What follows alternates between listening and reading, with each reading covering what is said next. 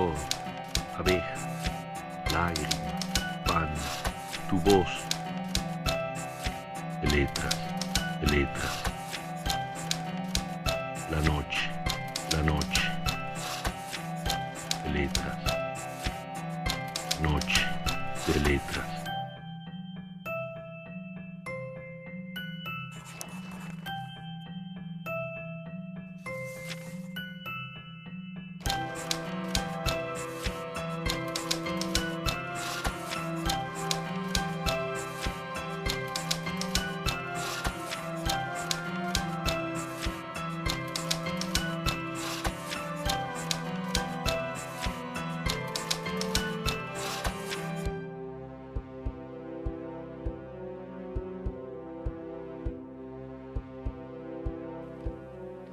Muy buenas tardes, muy buenas noches, muy buenos días. Esta es otra edición más de Noche de Letras 2.0.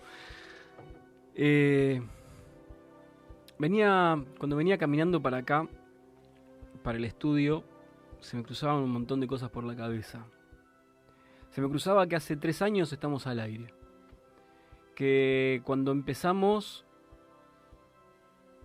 no pensábamos que este recorrido iba a durar tanto tiempo, iba a ser tan ameno con nosotros y nos iba a regalar tantas cosas. Y pensaba esto porque a lo largo de la semana nos llegaron un par de mensajes de esta semana y uno de la semana anterior que realmente se convierten en esas razones de ser en algún momento. Nos escribió tras uno de los programas, después de haberlo escuchado, un oyente, y nos decía que ella estaba en el sur de Brasil y que ella usaba los programas con sus alumnos en la escuela y que ella era profesora de literatura. Y a veces es algo que no imaginamos, este tipo de cosas.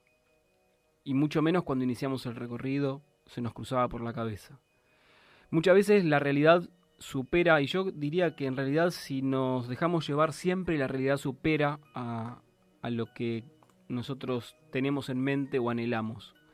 Y me gustó esto de Carlos de Cruces, de dividir la idea entre anhelar y soñar. Que el sueño es aquello que uno tiene a la noche cuando se duerme y en alero es cuando uno está en vigilia. Y en este recorrido se fueron sumando también otras voces, y no por haber visto ese mensaje, sino que también nos escribieron desde Colombia para decirnos que también utilizaban Noche de Letras para presentar y para mostrar otro costado de la literatura. Y realmente estas son cosas que por eso digo, se convierten en razón de ser. Y que van dando más forma a lo que empezamos haciendo en algún momento. A lo que empezamos haciendo en algún momento Matías Paradela y yo ya hace 2 años, y que hoy, a pesar de los cambios, seguimos teniendo sueños similares, aunque transformados, y ahora somos otros en el equipo, pero el deseo es el mismo, es de seguir presentándote motores de vida, es seguir mostrándote escritores nuevos, es seguir haciendo que tu biblioteca, al menos auditiva, empiece a crecer, porque tenemos una posibilidad, que son las redes sociales, para contactarnos y empezar a conocer a nuevos escritores. Y que hay muchos y muy buenos. Y hoy nos visita uno de esos, que encima de todo es joven, con lo cual tiene un recorrido por delante más que interesante. Estamos con César Saravia. Hola Leandro, ¿qué tal? Bueno, primero un saludo a todos y todas los que nos escuchan. Gracias por la invitación también al programa. Pero por favor, contanos dónde naciste. Bueno, yo soy originario de El Salvador, Centroamérica. El Salvador es el país más pequeño del continente, A veces cuando hablo acá en Argentina, El Salvador, mucha gente no lo ubica en el mapa. Bueno, yo nací allí tengo 27 años y bueno, nací en la capital de San Salvador. Ujú. Ujú. ¿Y cómo fue este recorrido de San Salvador hacia aquí? Bueno, en realidad como que me agarró una suerte de espíritu aventurero. Ajá. Yo siempre fui como muy latinoamericanista, o sea, como que la historia política de Latinoamérica y la literatura latinoamericana siempre me ha interesado bastante. Y tenía ganas de venir acá al sur, es algo que me había proyectado hace unos años. Específicamente decidí venir a Buenos Aires, primero porque la ciudad me atraía como la oferta cultural. Ujú. Yo había leído mucha literatura argentina y como algunas imágenes, ¿no? De algunos autores como Roberto Arlt, Sabato, me quedaban como cuando escribía en la ciudad, me daban ganas de estar acá. Y lo otro es que me parece que Buenos Aires dentro de Sudamérica es una ciudad bastante cosmopolita, donde hay una fuerte presencia de comunidades de otros países vecinos. Y bueno, eso me pareció súper rico en cuanto a aprendizaje, más allá de la idea tipo, más idealizada del viaje por Sudamérica, Ujú. al estilo Che Guevara, una cosa por el estilo, pero también ha sido muy enriquecedor conocer gente de distintos países, así que valió la pena, digamos, desde esa perspectiva. ¿Y cuánto hace que estás acá? 2 años y medio. Así. ¿Con ideas de qué? En realidad cuando uno sale de su país como que a veces necesita justificarse, ¿no? Como que autojustificarse uno mismo para decir, no, no estás loco, ¿no? Entonces, bueno, vine a estudiar una maestría, que básicamente es una maestría en geografía, es como otro en mi ámbito de militancia y en mi ámbito más político, digamos, como que me interesa el hecho de pensar el territorio y esas cosas. Y nada, también venía como llenarme de experiencias y de aprendizajes acá, que eran como dos objetivos que de momento creo que va bastante bien. ¿Cuánto te marca y te marcó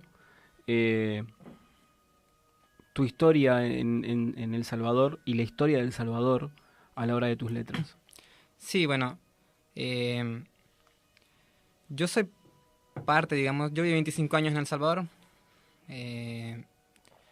Yo soy parte, digamos, de una generación que básicamente se identifica como la generación posguerra. Ujú.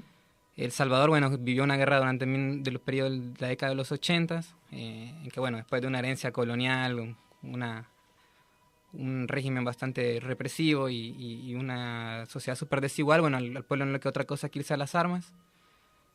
Y bueno, en los 80 se vivió una guerra que dejó cerca de 74.000 personas muertas, más de 8.000 desaparecidos.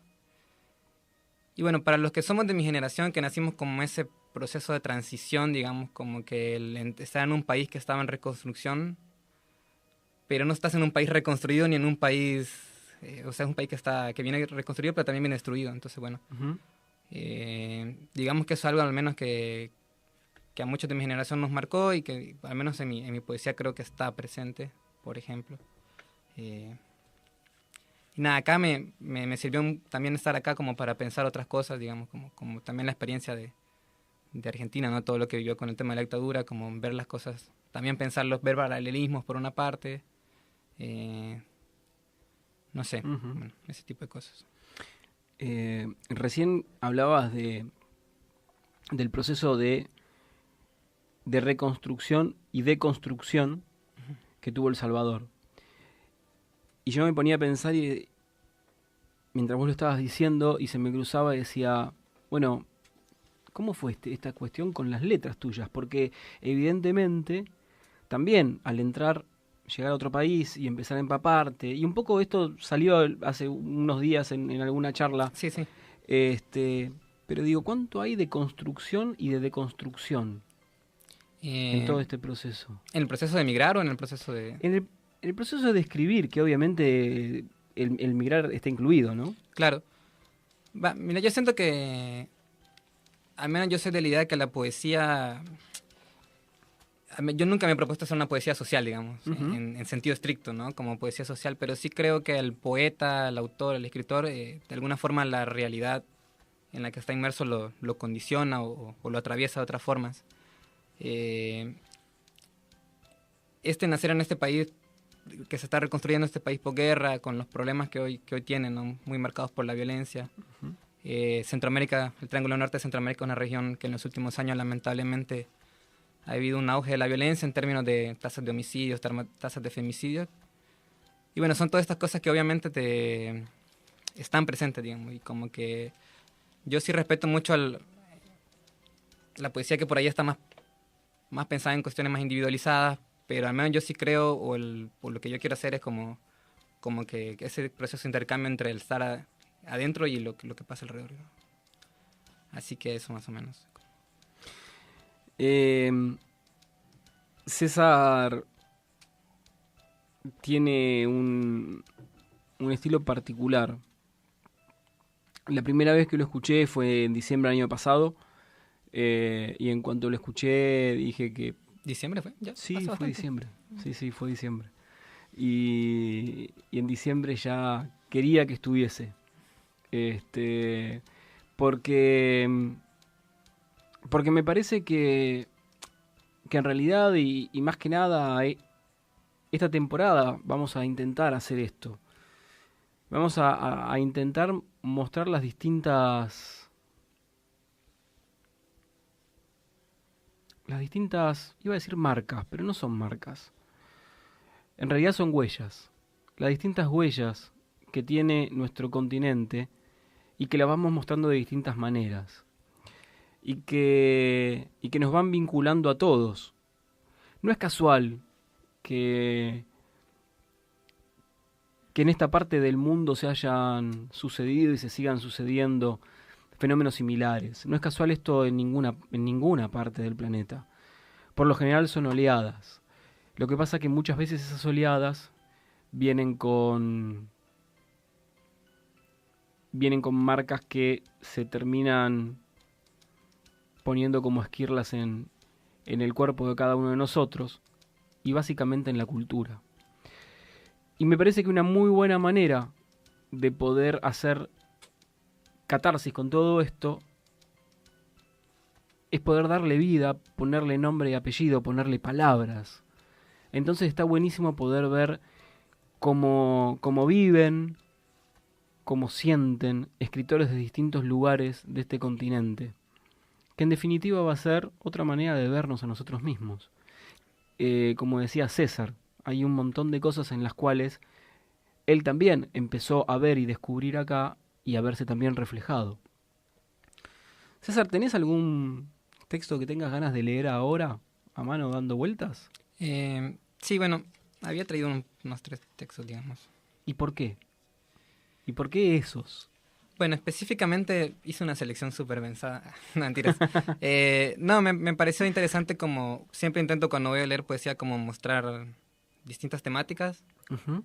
y también poemas que muestran distintos recursos también literarios. Como que ahora yo pienso que estoy en una etapa de madurez de mi poesía y de exploración también, entonces como buscando nuevos recursos, como empezando a identificar influencias más marcadas y ese tipo de cosas, ¿no? Uh-huh. Bueno, ¿traes un... aquí, de ahora? Sí, claro. Bueno, este poema se llama Fotografía Sepia y bueno.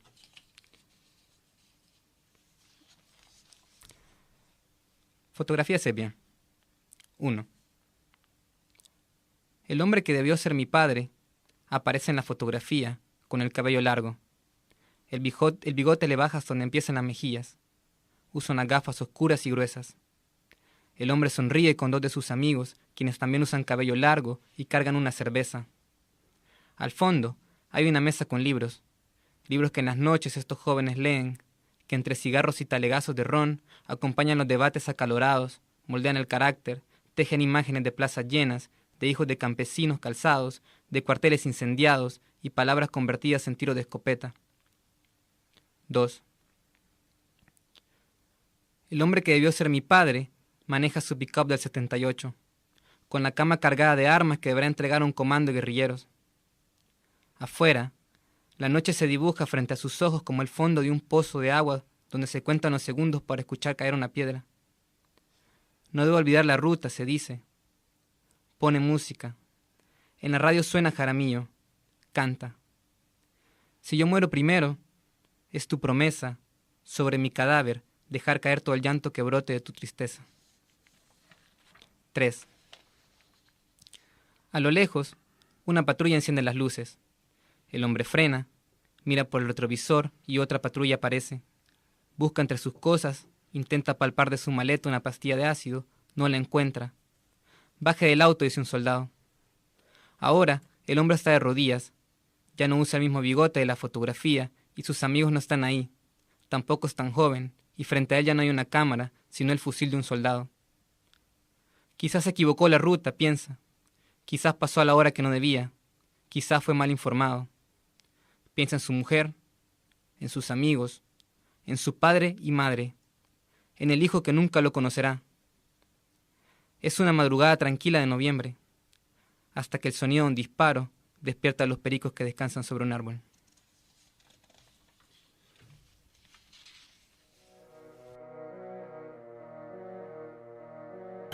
Flor, abeja, lágrima, pan, de letras, noche, de letras.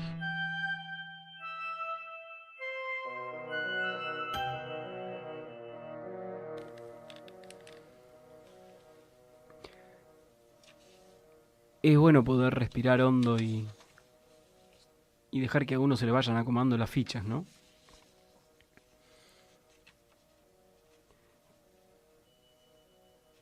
¿Cuánto de todo esto duele ahí adentro tuyo? Mira, con esto me pasa una cosa medio extraña.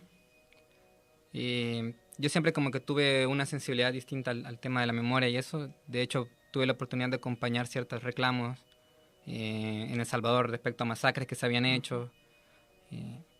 Pero nunca lo había visto desde la perspectiva mía, ¿no? Como que en realidad pareciera de alguna forma, y eso es algo que me sirvió venir acá a Argentina, como el hecho de la reparación y esas cosas, como que no la había dimensionado a su totalidad, ¿no? Y como que hubo una época en la que al menos este tema era bien sensible, tocarlo, no solo en mi familia, sino en El Salvador. Y sobre todo porque al menos las personas cercanas a mí como que se la posguerra como que la vivieron de otra forma, ¿no? Se incorporaron a la sociedad civil y eso. Como que no tenían la seguridad que le garantizaba ser un político, por ejemplo. Pero después como que me fui llenando también de otra conciencia de otro lado y como que empecé a reivindicar a mi papá, digamos, y a los distintos compañeros y compañeras que cayeron en ese momento como compañeros, ¿no? Y entonces, bueno, ahora como que no es que escriba recurrentemente el tema. Este poema, de hecho, lo habré hecho como unas 15 versiones, me parece, antes de decir, bueno, este es el que me gusta. Y sobre hablar, pues, obviamente, sobre todo por la historia familiar, como está atravesada por eso, ¿no? Pero también por el trauma social, ¿no? Como que yo siempre he pensado que la violencia, digamos, eso genera un trauma que es social, compartido, ¿no? Colectivo. Y eso, ¿no? Como eso.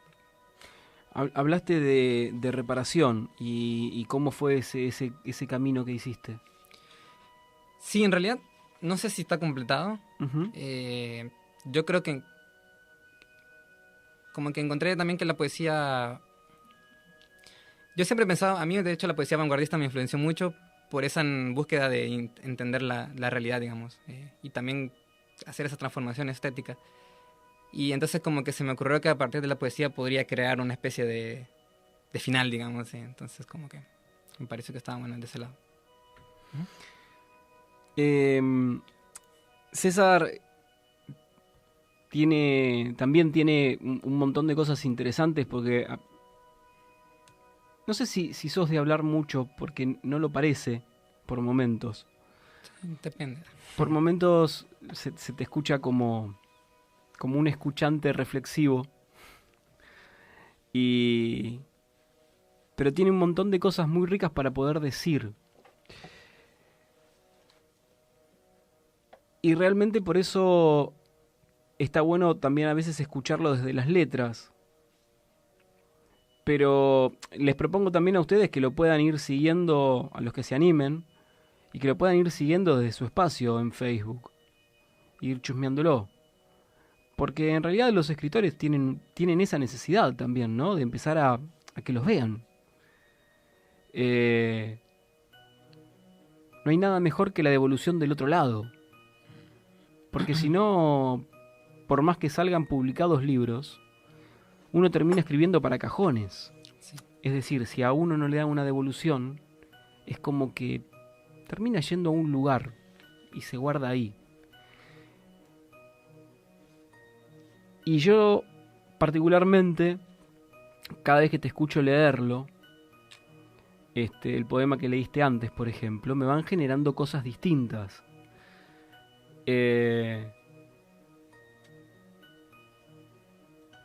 Pero a medida que fui escuchando otros textos tuyos, fui encontrando otro César. Claro. Que me parece también muy rico de poder descubrir y poder escuchar cuando hablas y cuando te expresás también con las letras. ¿Cuál es el crecimiento que fuiste teniendo? Sobre todo me parece que ahora una poesía más pensada. Yo siempre he tenido la idea de que la poesía es trabajo. O sea, entiendo que hay gente que lo plantea como hobby, pero para mí no necesariamente que te dejen un salario, una cosa por el estilo. Es trabajo, o sea, como que implica sacrificios. Y sobre todo la cuestión de la honestidad, me parece que no me gusta mentir. Me gusta decir, como diría Roberto Bolaño, o sea, que lo puedo defender con los dientes. Y no sé, como sumando a lo que decías, me parece súper importante aprovechar como las redes también, porque hay como una hegemonía del libro a veces como aparato difusor. Y a mí me parece, al menos en mi experiencia, en esos años que llevo organizándome en colectivos de poesía, eso en El Salvador, acá, como que sí está bueno como buscar esos espacios, porque hay muchas voces que a veces se quedan por fuera de que la industria editorial tradicional no logra, ¿no? Por las mismas limitantes que tienen, no son tiempos fáciles también para las editoriales, entonces bueno, también hacer uso de estos espacios. ¿Sos militante en todo lo que haces? No sé si en todo, pero sí, como que creo que siempre hay un poco de en cada cosa que uno hace, ¿no? Como no sé. Hablaste de honestidad. Uh-huh. ¿Qué es la honestidad? Y sobre todo que tienen que... Lo que está escrito vos, ¿me entiendes? Como no pensar, bueno, lo voy a escribir porque le va a gustar a tal persona. Que a veces puede ser una limitante, digamos, en términos, porque a veces es más fácil como no siempre obviamente, pero a veces es más fácil como, bueno, escribo esto para estas personas específicas y sé que ahí van a abrir puertas. Entonces para mí la honestidad es eso, como ir con la tuya y ir viendo cómo salir con eso. Mostrarnos otra parte más de tu recorrido literario. Bueno, no sé si tenemos tiempo para... Sí, claro. Sí. Bueno, este se llama Cavilaciones diurnas. Los zapatos de cuero, limpios, comprados en una oferta navideña. Decidir entre 5 camisas en total ausencia de sentido de la moda. 3 recibidas en cumpleaños, 2 en Navidad. Empezar la mañana con una taza de café nicaragüense y el inútil ritual de ordenar la cama para volver a desordenarla esa misma noche. Tomar el mismo autobús. Aferrarse a la manía de mirar a los pasajeros a los ojos, contemplar lo que hay detrás de la ventana, como quien mira un cuadro de museo o el álbum de fotografía familiar. Las paredes de los edificios llenas de moho, todo envejece, y las promesas se acumulan como en un florero sobre una mesa que va quedando sola. Hablo de los años, de las fotos, de los teléfonos, de la imagen de 6 miradas que no se cruzan, desarrollar técnicas para cortar el tiempo, abrazar cualquier forma de distracción que nos aleje un rato de lo trascendental, salir todos los días de la oficina pensando que será la última vez, especulando con un renuncio, un momento glorioso, pero de todas maneras, volver al día siguiente.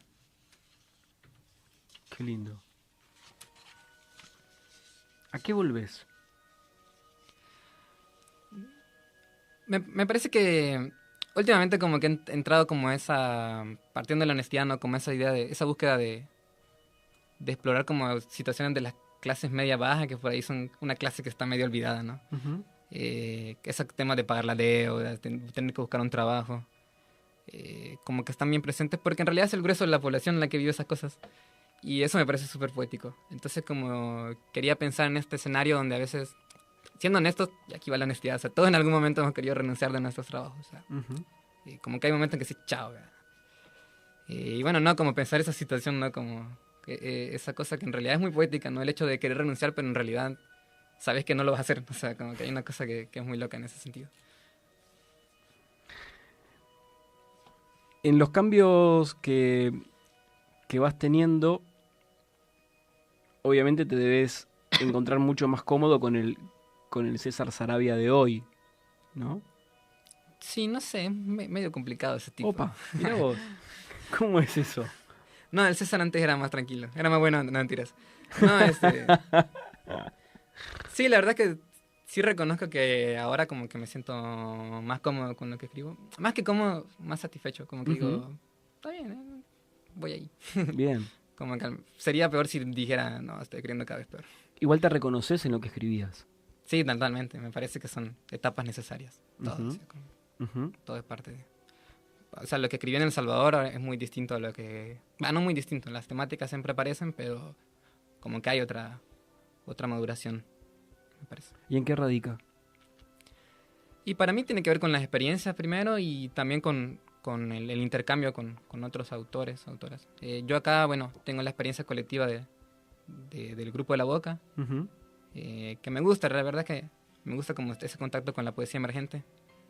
Y nada, como que eso también enriquece bastante. Léenos un texto más. Bueno.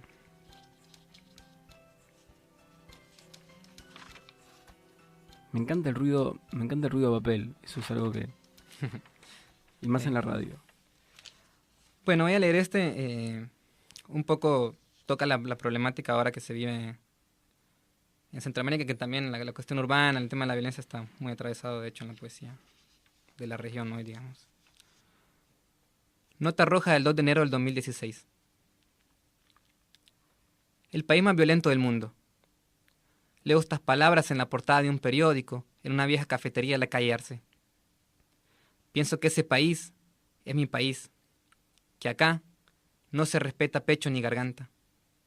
El país de las portadas rojas, del conteo diario de muertos, cifras en una mesa de periodistas que juegan haciendo estadísticas, gráficos comparativos, líneas de tendencias, notas cargadas de morbo que serán leídas por un par de tipos en algún país del primer mundo, un fin de semana frío de invierno, mientras se claman en tono compasivo, pobre gente, o su equivalente en cualquier idioma.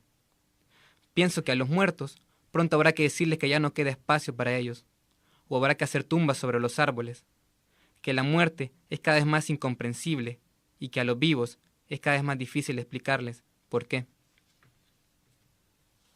Qué bueno. ¿Cómo te ves de acá a 10 años? Complicado. No sé, ganando un premio. No, mentiras. No, la verdad. ¿Por qué no? Sí, la verdad es que me gustaría viajar más, escribir más también. Y nada, como estar haciendo algo que me guste. No, tampoco tengo expectativas tan... O sea, en el sentido de tan... que quiero ser un súper empresario, esa cosa, no. Como que me veo tranquilo. ¿Qué te gusta?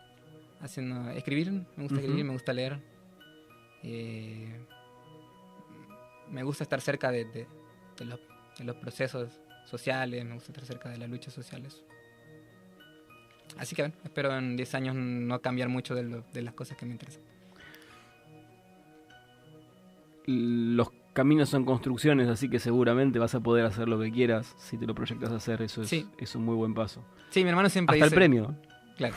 Seguramente. No, en realidad no me interesan tanto los premios. Pero bueno, mi hermano dice que soy un buscador de vocación, así que capaz que sigo siendo un buscador. ¿Tu próxima búsqueda? ¿Mi próxima búsqueda? No sé, ¿no? Ahora como que he entrado en una filosofía más del día a día. Así que hasta ahora me viene funcionando bien. Las cosas como que se van dando, siempre con complicaciones, pero voy a ir resolviendo, así que...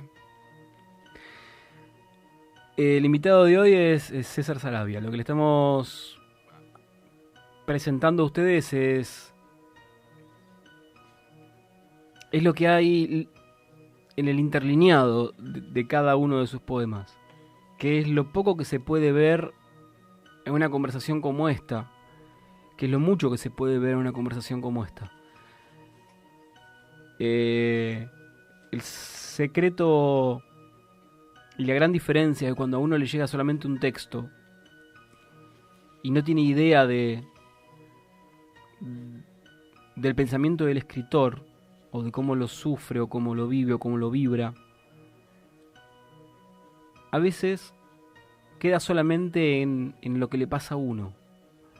Pero está bueno conocer ese otro, que es el que le dio puntapié inicial para que la pelota ruede.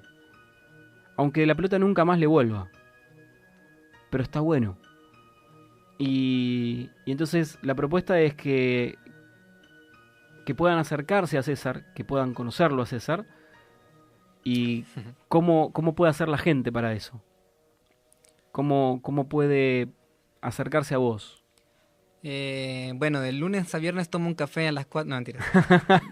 No, o sea, nada, en Facebook paso bastante tiempo en Facebook. Bien. Soy medio ocioso a veces en eso. Y nada, en Twitter también tengo Twitter. Ajá, bien. Danos la cuenta de Twitter y contanos cómo apareces en Facebook, así la gente te puede seguir. En Facebook aparece como César Sarabia. Bien. La foto es la foto que subieron hoy en el programa. Bien. Para lo del programa. Y en Twitter aparezco como César-1908. Perfecto. Ajá.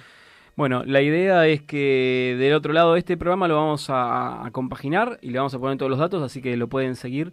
Y la idea es que puedan empezar a entablar ese vínculo con sus letras y con él. Gracias, César, por haber estado con nosotros. Gracias a vos y un saludo a todos y todas. Y bueno, estamos en contacto.